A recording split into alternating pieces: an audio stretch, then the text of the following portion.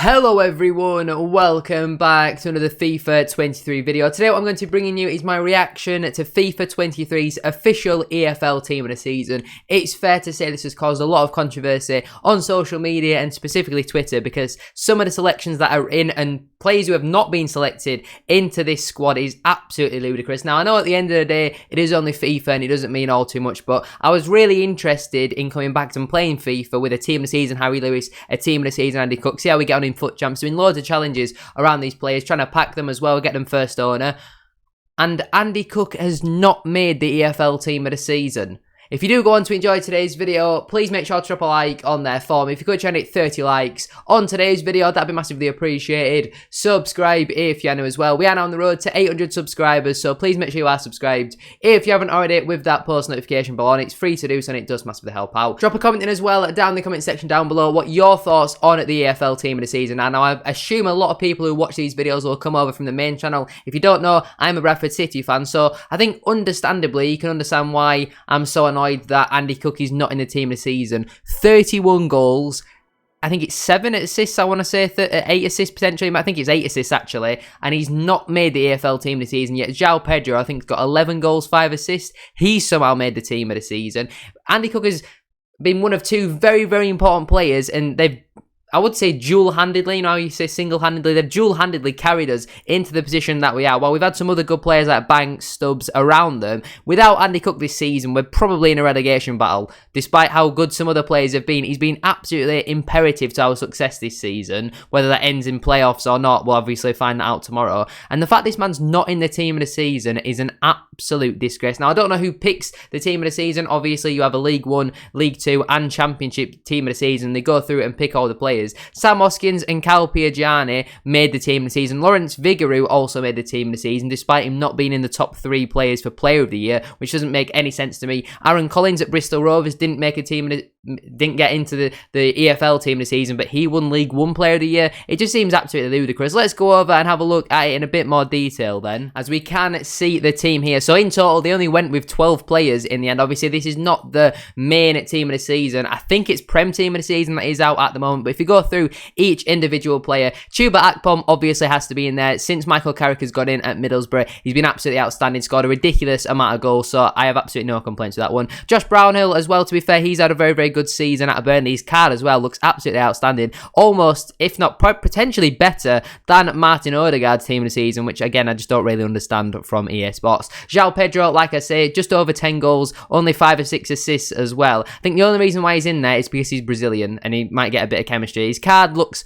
okay, to be fair, but I think based on performances, there have been a lot of players who deserve to be in there over João Pedro. And I'm not necessarily just talking about Andy Cook. I think there should be, I could name you 5, 6, 7 players who deserve to be in there ahead of Pedro. Nathan Teller at Burnley's been absolutely outstanding this season, so I have absolutely no complaints about that. Gyökeres as well at Coventry, again, he's been outstanding this season, and I have no complaints about that. Lawrence Vigouroux, I can understand why they've put him in there. You know, he has had obviously an outstanding season at Leyton Orient. You know, my Bradford City bias would say maybe Harry Lewis. Obviously, Harry Lewis was in the the Community Team of the Season vote, didn't make it in the end, and you would have thought, well, if he's not made the Community Team of the Season, there's a high likelihood he'll make the EFL Team of the Season. In the end, they have gone with Lawrence Vigouroux, and I think it depends whichever way that you swing. I can understand why they have gone with Vigouroux, because obviously Orient have won the title. Barry Bannon, obviously, is an absolutely outstanding footballer. Does he deserve a Team of the Season on FIFA? I'm not so sure, to be honest with you. I think in the overall League 1 Team of the Season, I would say yes, but he has had a few inconsistent games so far this season. Obviously, they've got the playoffs to go. He's a big game, a big player, and he will probably come up with some big moments between now and the end of the season, but I'm not sure if he should definitely be in the actual FIFA 23 EFL Team of the Season. Ryan Giles had a very good season, to be fair, at Middlesbrough. His card looks decent, to be fair. He's more of a wing-back, though, rather than a full-back, because his defensive and physical stats are not great for a 90-rated card. You've got the Bosnian centre-back from Sheffield United. Is it Anel Hodzic?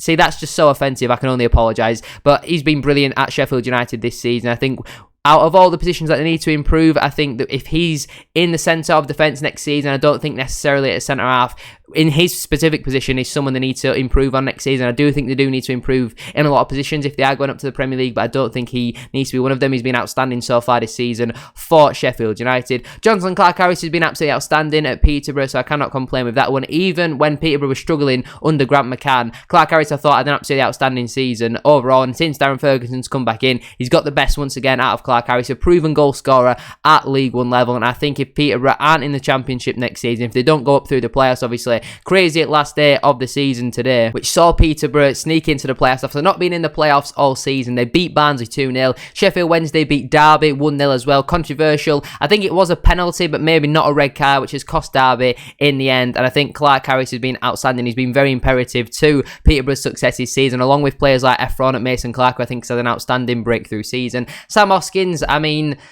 he's had a very good season, and Cal Piergianni again had a very good season, but have they both had better individual seasons than Andy Cook? The answer is simply no. So I don't understand how Andy Cook is not in there over Hoskins or Piergianni, and then I don't understand why he's not in there over Vigouroux. Now, I understand they need a goalkeeper in there, but Vigouroux wasn't even in the top 3 League 2 Player of the Year votes. It was Hoskins, Piergianni and Cook. So I can understand if you're going to put Hoskins and Piergianni in, but then Andy Cook has to be in there. It just doesn't make any sense to me. Aaron Collins at Bristol Rovers, why is he not in there? No Plymouth Argyle players when they've won the League One with over 100 points. No Ipswich Town players when they've been absolutely outstanding this season. Again, I think they had Leif Davies in the Community Team of the Season vote, but I don't think he made it in. I just think it's absolutely ludicrous, some of the picks. Like I say, I don't know specifically who picks who gets what card, but I just think it's absolutely outrageous that, like I said, there's no Andy Cook, no Aaron Collins, no Plymouth players, no Ipswich players. I think it's absolutely ludicrous, to be honest with you. But anyway, that is where I'm going to leave it for today's video. If you have enjoyed, please make sure to drop a like on there for me. If you could try and hit 30 likes. As I said at the start of today's video, that would be massively appreciated. Subscribe if you're new as well. We are now on the road to 800 subscribers, so please make sure you are subscribed.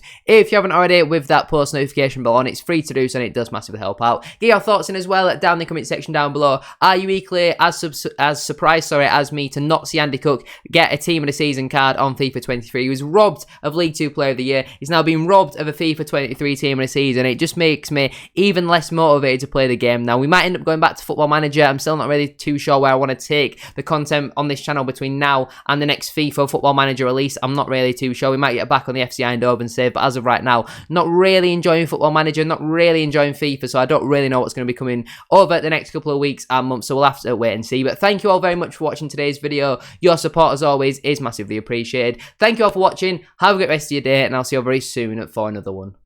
Peace.